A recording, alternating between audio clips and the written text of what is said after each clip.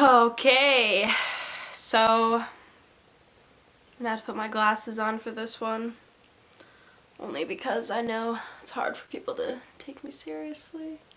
Today I wanted to get all that's on my mind off my mind with skincare and taking care of your skin and all that. So if you didn't know, I went to school to be a licensed esthetician. That proof though, diploma. Went to school, graduated, got good grades, which is surprising because I never got good grades in high school.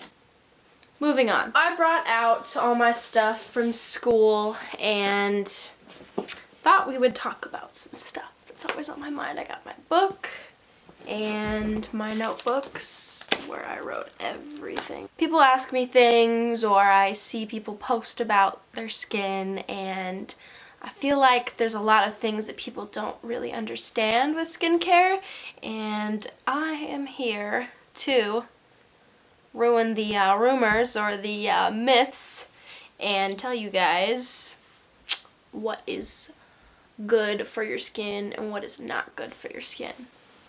So let's get started. Number one, I want to talk about skin cancer. So 85% of aging with the skin is from sunburns. Also, women in their 20s to 30s, number one killer is not breast cancer, it's actually skin cancer. Another thing is that a lot of people think that sunscreen can be, you know, SPF 15 in your moisturizer, SPF 20 in your foundation.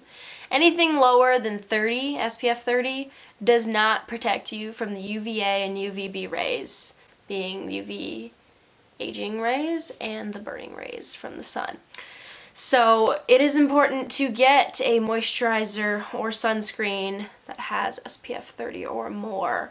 Not a lot of makeup brands have that already in there. There is a huge difference between acne grade 1 through 5 and blemishes. So I have a lot of people who would come to me and be like, oh, I have bad acne, I really need help fixing it.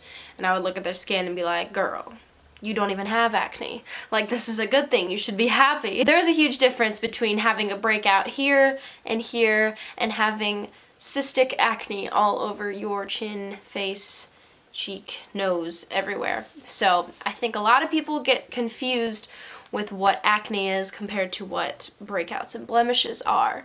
So I would like to just talk about how preventing them is fairly easy, but can also be incredibly hard if you're someone who has bad acne compared to just breakouts.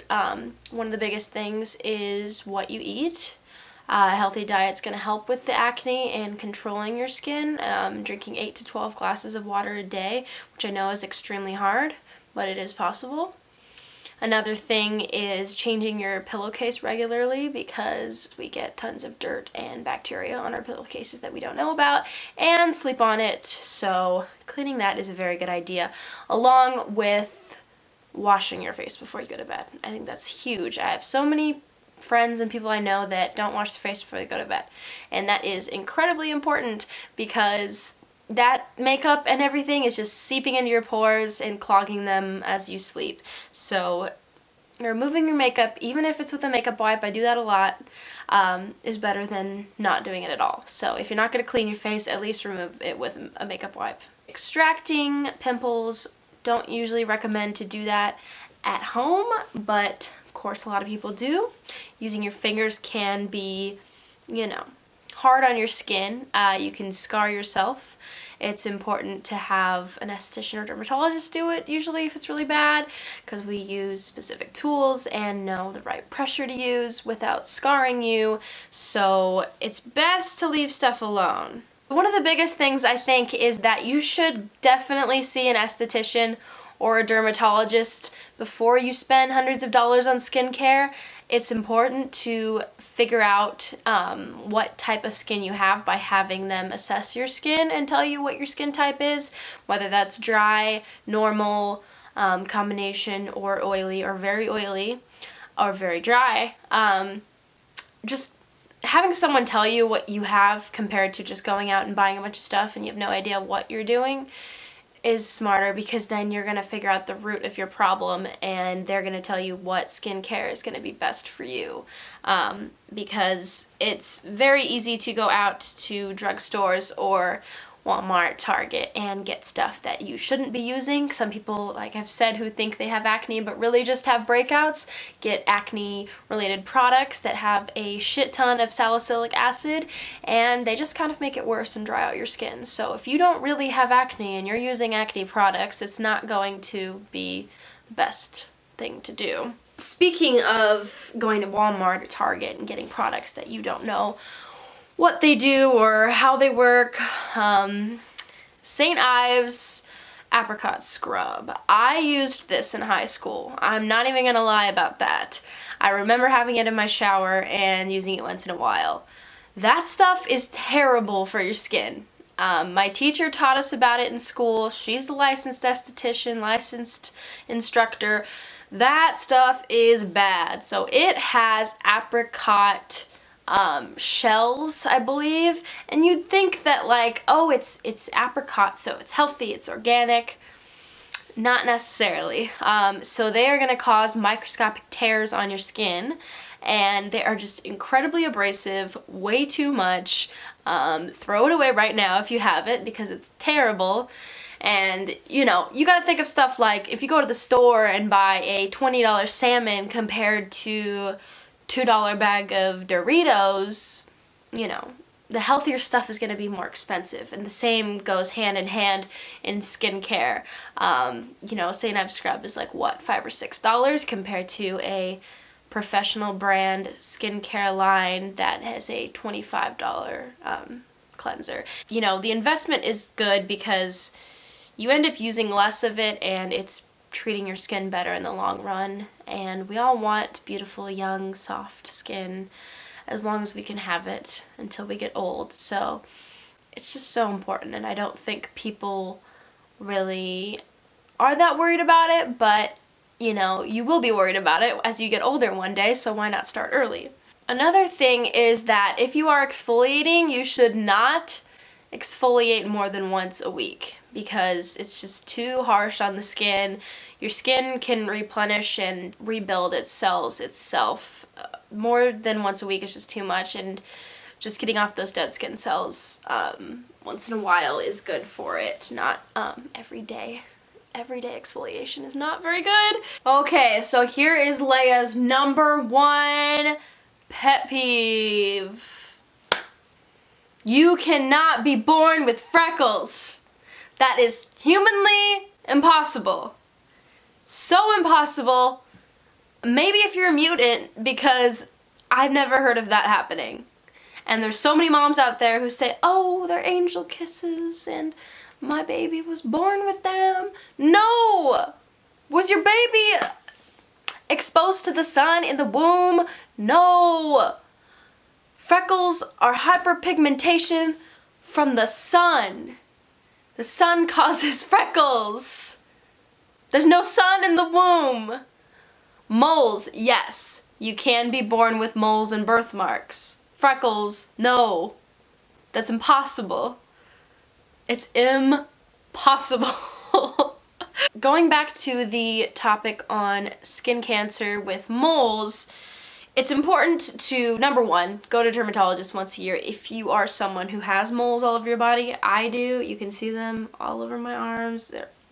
They're all over me. So what they'll do is they'll do a full body scan where they will check all your moles and freckles on your body and make sure that they are not cancerous. So the 5 things to check for with moles to see if they're cancerous lesions would be #1, asymmetry. So if a mole is not perfectly, you know, a shape, that's a bad sign. Going hand in hand with an uneven border. So if it's not, you know, a circle, it's kind of jaggedy, that's a bad sign. Another thing would be that it has multiple colors. So if a mole has multiple colors, like different shades of brown in it, that is a bad sign, possibly cancerous. Also, if the diameter is larger than a pencil eraser. So those big moles you have to watch out for. Lastly, a mole that evolves over time. So if your mole is traveling on your skin or getting larger and changing shape, that is bad. And you need to go to a dermatologist and get that checked. So to prevent these things from happening, I would say, number one, you have to wear SPF 30 or more every day. I wear it every day on my face. Your face is the number one thing. That's why, you know, we put SPF all over our body when we go swimming or outdoors, is because we're going to be directly exposed and our whole body showing. Your face is so important. I can't stress that enough. I put this moisturizer with SPF 30 on every day. Like I said, you can get skin damage in your car on your way to work from the sun beating down on you. I know you know what I'm talking about. When either your arm's out the window, your head like right here starts getting warm. You are getting skin damage from the sun just by being in your car. And some people don't believe that's true, but it is completely true. So protecting yourself every day is very important, just like wearing condoms. I think that's it. That is all for today with esthetician Leia Widmark. I said my last name on my YouTube. I said I never was gonna, but times have changed. I don't really care anymore. Look me up on Facebook. I still won't add you. Alright, so this has been my skincare video from what I've learned in school and being a licensed esthetician in the real world. So if you have any questions about your skin or are interested in learning about anything else, please comment below and I might make another video. But I had to make a basic 101 skincare video just to kind of put that out there for all the people who ask me questions or all the posts I see all the time with incorrect information. So thank you so much, guys, for watching, and I will see you next week, hopefully. I'm doing things about once a week, so bye.